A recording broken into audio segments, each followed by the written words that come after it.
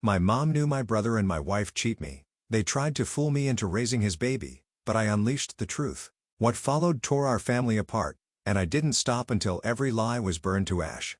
I, a 31-year-old male, work as a project manager of my dad's construction company in Phoenix. I've been married to Elena for 5 years. I make $85,000 plus bonuses. I've been working construction since I was 15. Earned every promotion through actual work. Owned my house outright with no debt except the mortgage I've been aggressively paying down. I bought it for $285,000. 3 years before marriage, it's worth about $380,000 now. My wife, Elena, a 29-year-old female, is a nurse making about $70,000. I met her at a sports bar near the hospital when she was finishing nursing school. Decently looking, she seemed normal, had her act together. I thought I'd found a keeper. I should have paid more attention to how she flirted with the bartender while we were on our first date. My dad, Roberto, a 56-year-old male, built his construction company from nothing. He started swinging hammers at 18, saved every dollar, took night classes for his contractor's license, spent his 20s and 30s grinding on residential jobs, slowly building his reputation and client base. By 40, he was landing commercial contracts. Now he runs crews doing million-dollar jobs. A real old-school guy who believes you earn what you get, respects hard work, has zero tolerance for nonsense or excuses.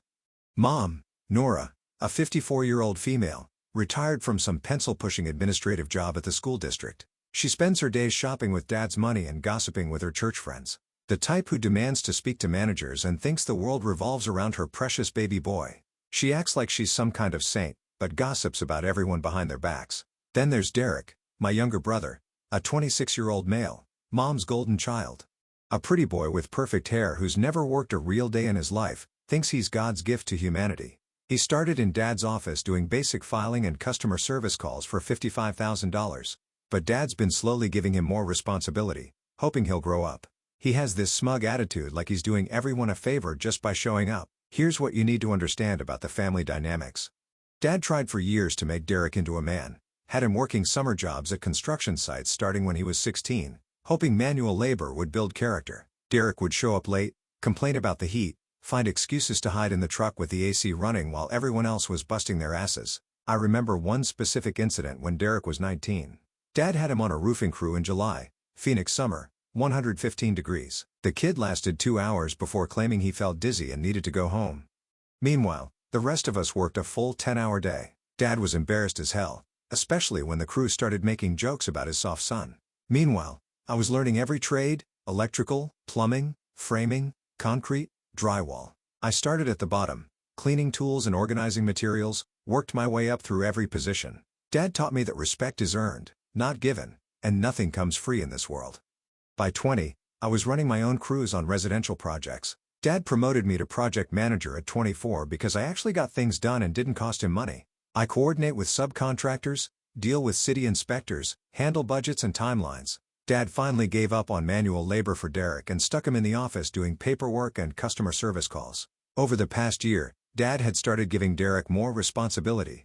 Initial estimates for small residential jobs, coordinating with suppliers on materials orders, handling some of the easier commercial clients.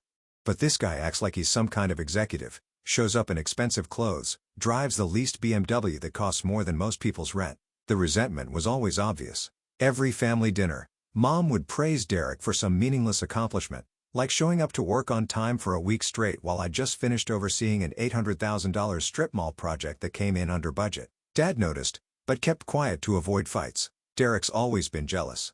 When I bought my house, he made snide comments about how some people get all the luck. When Dad promoted me to project manager, Derek complained that it was just nepotism, ignoring the fact that I'd been busting my ass for 10 years while he was playing video games. 2 years ago, Derek got himself into some financial trouble.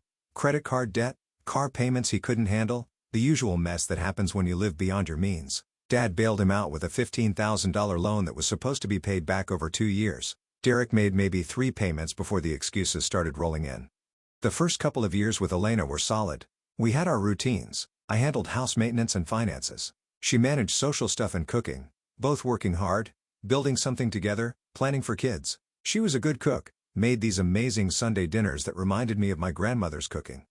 Elena worked a standard hospital schedule, 3 12-hour shifts per week, usually Tuesday, Thursday, and Saturday. It gave us predictable time together and made planning easy. We'd agreed to start trying for a baby after our third anniversary, which was in October 2022. Elena went off birth control that month. We were tracking everything, completely committed to starting a family, normal married couple stuff. We even picked out names: Isabella for a girl, Roberto Jr. for a boy, after my dad. Around January 2023, Dad landed this massive hospital renovation contract downtown. 6 months, $2 million, the biggest job in company history, a complete gut renovation of a 1980s hospital, bringing everything up to modern standards. He put me in charge because I'd successfully managed the medical center project in Scottsdale the year before. Hospital work is a different beast entirely. Everything has to be perfect. Regulations out the ass, inspectors crawling up your back every single day. I was basically married to that job site. 12-hour days minimum. Weekends dealing with change orders and city inspectors who acted like they were doing brain surgery. Elena understood the pressure initially. She'd bring me dinner at the site sometimes. Knew this project could set us up financially for life.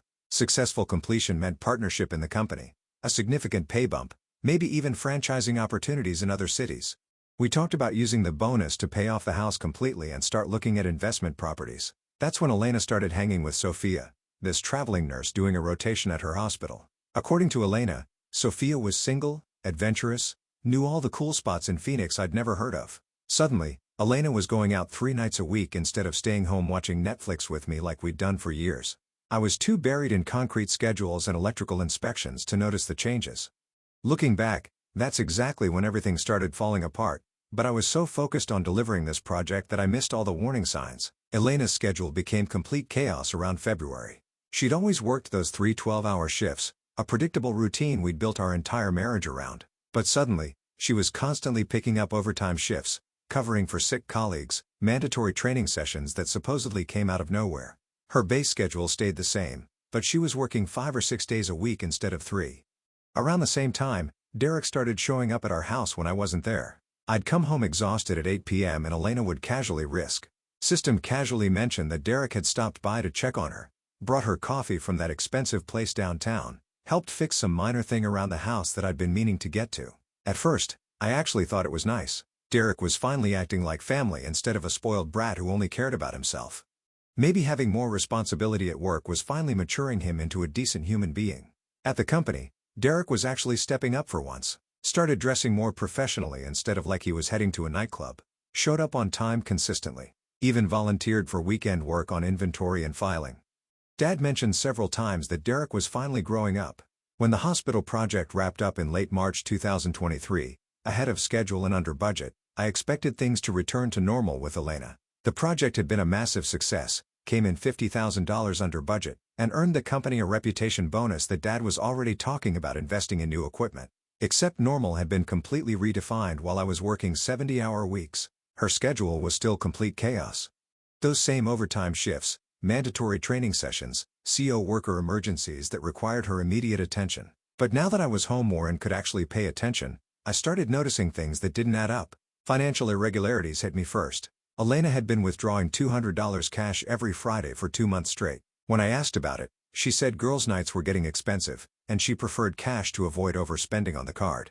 It made sense superficially since we'd always been careful about credit card debt, but we tracked every expense together for 5 years. This was the first time she'd made regular cash withdrawals without discussing it. Then there was the phone behavior that started driving me crazy. She'd be texting constantly with this secretive smile, completely absorbed in whatever conversation she was having.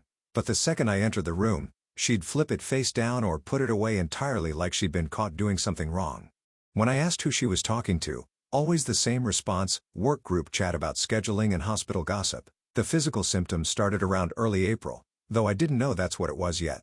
Elena was getting sick every morning like clockwork.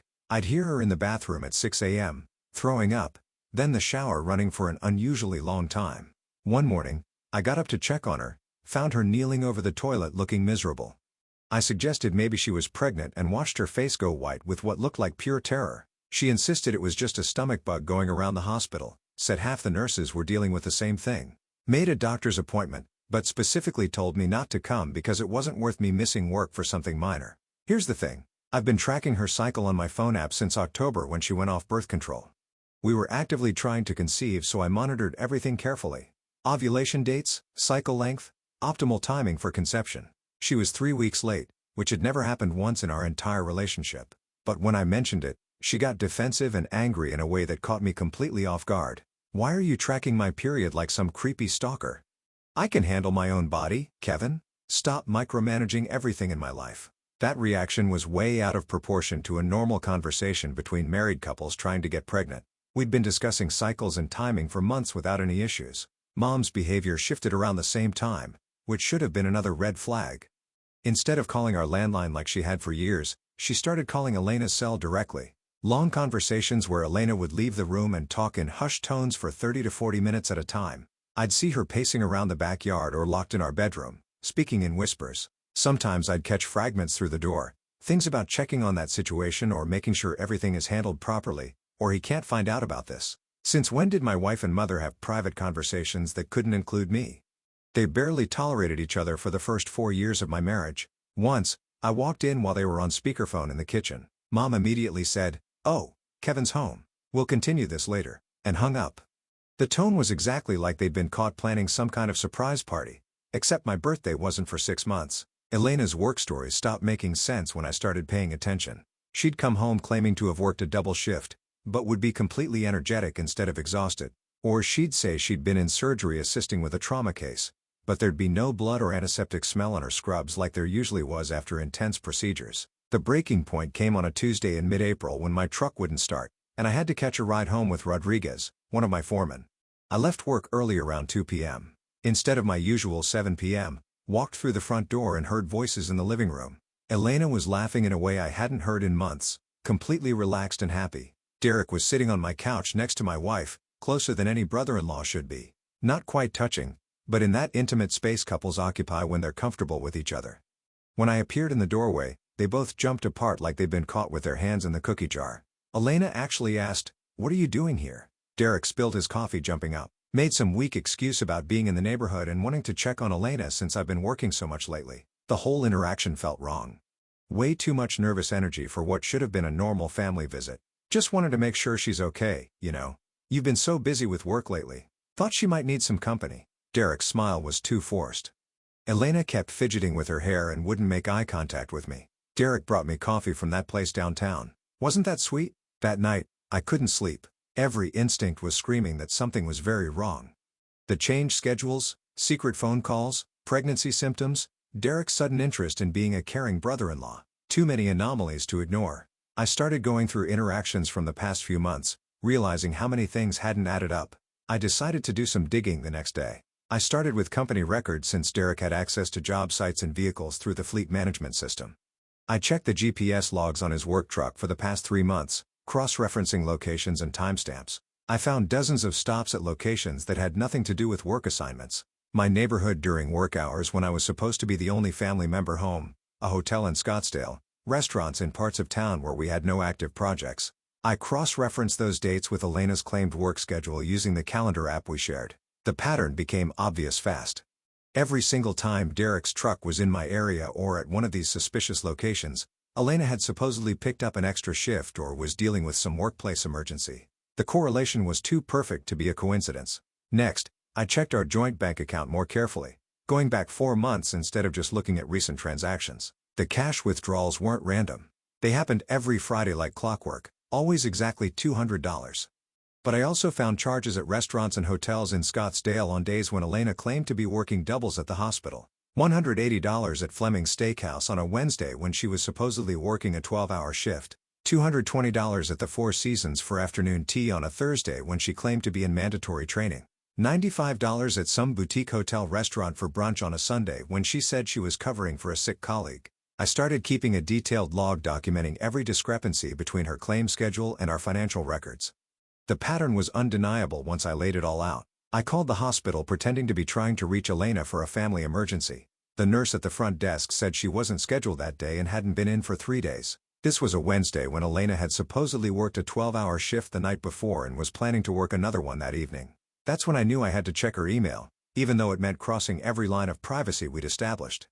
Thursday afternoon, Elena was at what she claimed was a mandatory safety training session about new equipment. I stayed home with a fake stomach bug, sat at our home computer with my heart pounding and my hands actually shaking, opened her email account using the password we'd always shared, T. Medina 2019, from our last anniversary trip. Right at the top of her inbox was a conversation thread between Elena and my mother.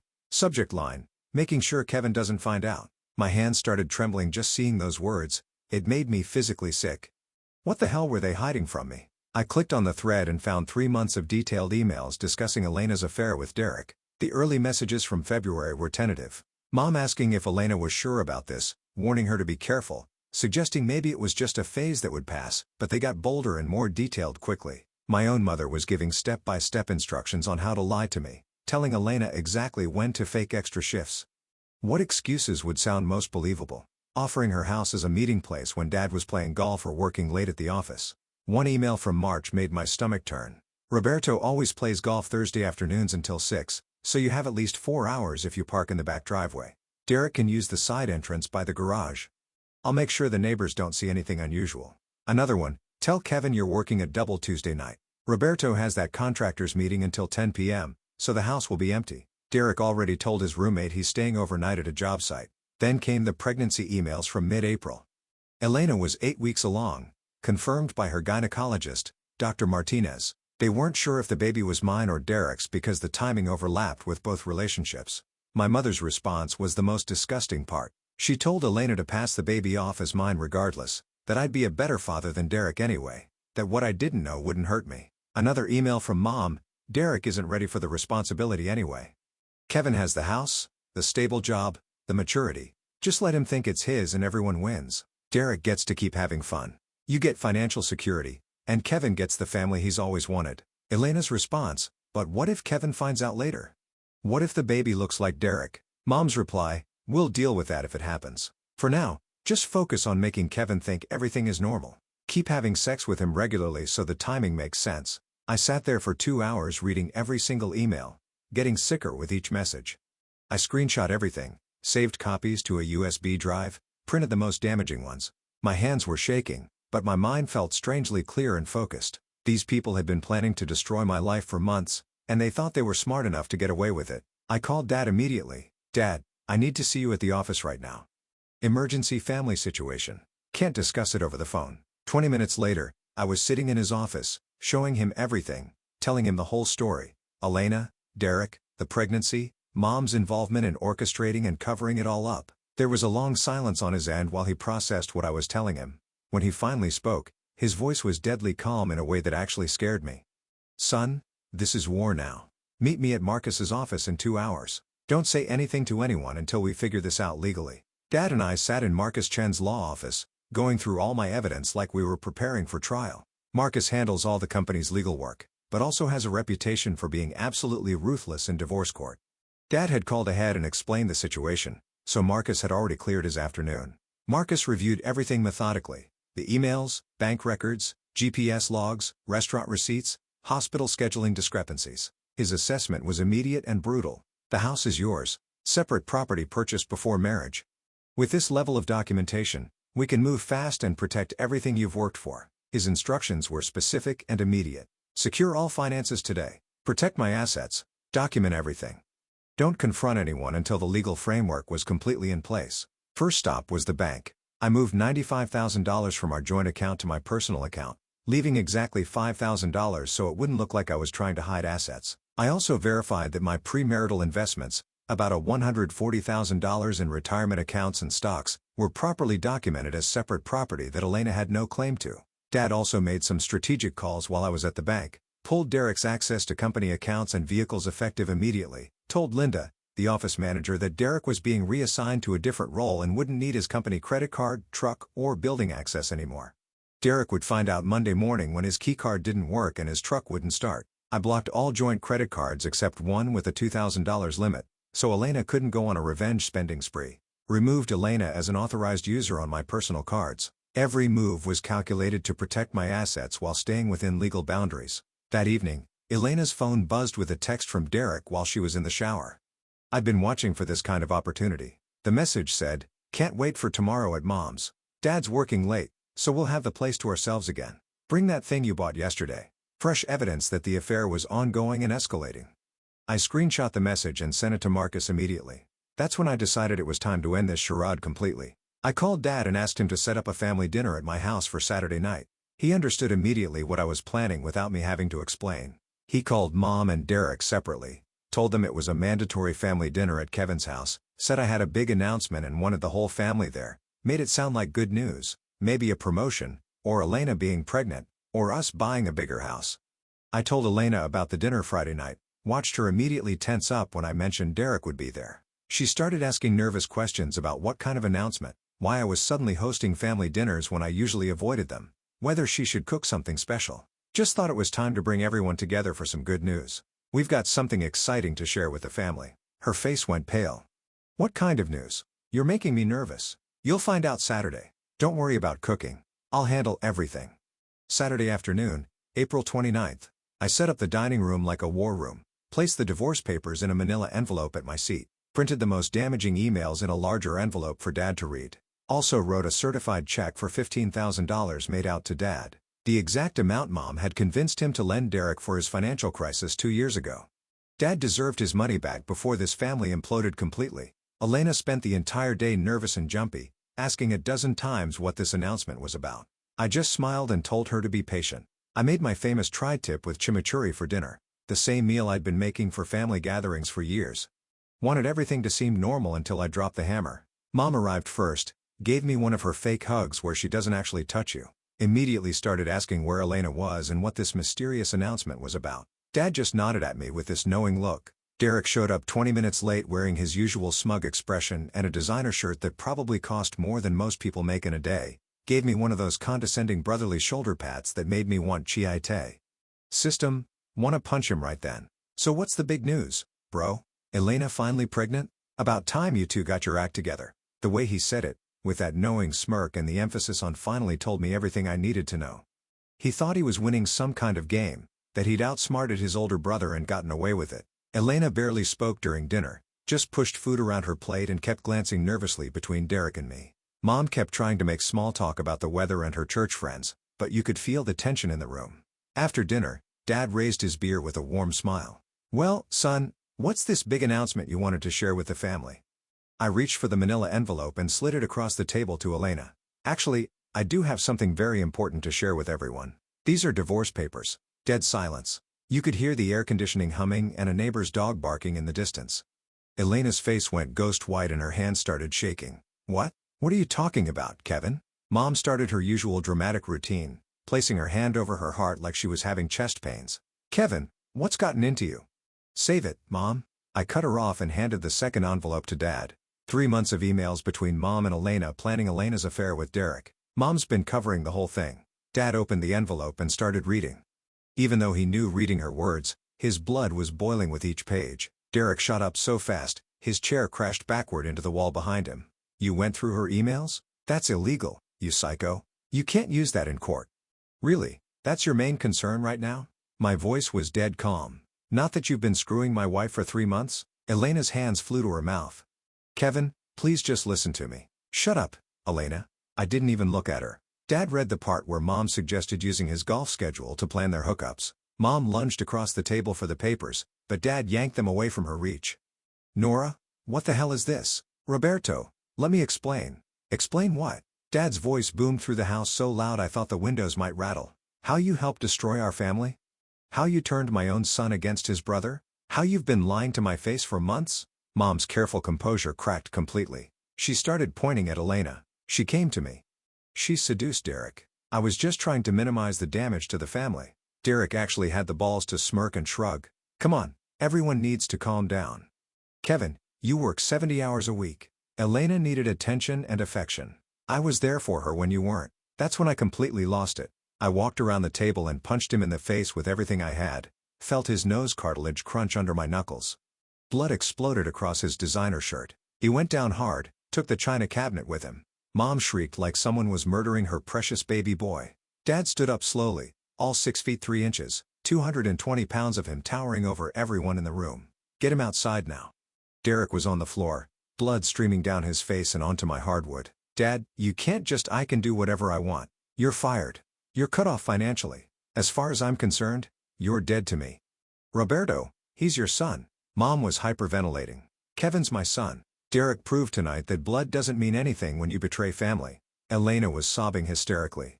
Kevin, The baby might be yours, then we'll get a paternity test. Either way, we're done. You're done. This marriage is over. I handed Dad the check. Your money back from Derek's last loan. He won't be paying you back now. Dad looked at the check, then at Derek bleeding on my floor, then at Mom who was still trying to help Derek sit up. His eyes were cold as winter. Nora, get your coat. We're leaving right now. You and I have some very serious things to discuss at home. After they left, Elena and I sat in silence, surrounded by the wreckage, a broken chair, blood drops on my hardwood floor, divorce papers scattered across the table, broken dishes everywhere. What happens now? She finally asked in a whisper. Now you pack whatever you can and get the hell out of my house. This place is mine. You have until tomorrow morning to figure out where you're going, but it won't be here. She nodded and went upstairs to pack. I sat alone at the dining table feeling strangely peaceful for the first time in months. The divorce moved fast with all my evidence. Elena tried to claim spousal support, but Marcus shot that down immediately. Given the adultery documentation and her nursing income, Arizona is a no-fault state, but adultery still matters when it comes to asset division and support. She got her personal belongings, her Honda Civic, and nothing else. The paternity test confirmed what I already knew. The baby wasn't mine. Elena moved in with Sophia, that traveling nurse who'd apparently been enabling the whole affair by covering for Elena's fake work shifts. I heard through mutual friends that Sophia got sick of supporting Elena and her pregnancy drama after about 6 weeks. Apparently, Elena was impossible to live with, constantly crying, demanding attention, expecting Sophia to pay for everything.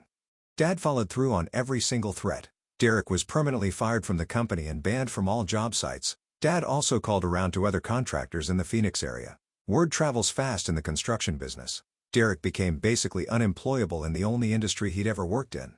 Better yet, Dad cut Derek off financially in every possible way. No more BMW lease payments, no more credit cards, no more cash handouts when he got in trouble. For the first time in his entitled life, Derek had to face real consequences with no safety net to catch him. 3 weeks after the confrontation, Derek got arrested for driving on a suspended license with an expired registration. Turns out he'd been driving without insurance for months because he couldn't afford the payments. He Ipswich. A few months ago, Mom and Derek showed up at my house unannounced with the most audacious request I've ever heard in my life. They wanted me to take responsibility for Elena's daughter, give her my last name, pay child support, help with expenses, while also paying Derek's legal fees so he could get back on his feet. Their logic was that family is family. Past mistakes should be forgiven for the child's sake, and I was the only one with a stable income to handle the responsibility. The sheer nerve it took to make that request still amazes me. Kevin, be the bigger man here. That little girl needs a father figure and you're the only one who can provide stability. I told them both to get the hell off my property and never come back. I said I wouldn't pay a penny for their mistakes or take any responsibility for the consequences of their choices. They destroyed our family with their lies and betrayal. I wasn't about to let them destroy my future too. I called the cops and had them both trespass from my property. The officer who responded said he'd seen this kind of family drama before, told me I was smart to document everything and cut contact completely. It's been 8 months since that dinner party changed everything. I won't lie, the first few months were rough as hell. It felt like starting over at 30, questioning everything I'd believed about family, loyalty, and trust. But cutting out the toxic people made room for better things to grow. Dad and I are closer than we've ever been. He made me a full partner in the business with a 40% ownership stake, and we're looking at expanding into commercial development in Tucson and maybe even Vegas. The company's pulling in more money than ever without Derek's dead weight dragging us down and causing problems with clients. I started dating again about 6 months after the divorce was final. I met Sarah at a work conference in Las Vegas. She's an architect who specializes in medical facilities and commercial developments. Smart, ambitious, has her own money and her own career goals. Doesn't need anyone to take care of her. The complete opposite of Elena in every way that matters. I still get updates about Derek and Elena through mutual acquaintances in the construction and medical communities. Derek's apparently had 4 different jobs in 8 months. Can't hold anything down because he still thinks he's above manual work and entitled to respect he hasn't earned. Elena posted on social media asking for donations to help with baby expenses, got dragged in the comments by people who knew the whole story. Mom tried reaching out through Dad a few times, wanting to reconcile for the family's sake and asking when this punishment was going to end. Dad shuts her down every time, tells her she made her choice when she helped destroy her son's marriage. And now she gets to live with those consequences just like everyone else. The lesson here isn't complicated, but it took me 30 years and a destroyed marriage to learn it. When people show you who they really are, believe them the first time. Family isn't about blood. It's about loyalty, respect, and having each other's backs when things get tough. Derek and Mom failed that test spectacularly. Dad and I passed it. Sometimes the best revenge is just living well while the people who screwed you over face the natural consequences of their choices. Derek, Elena, and Mom are all paying the price for their decisions every single day. That's enough justice for me.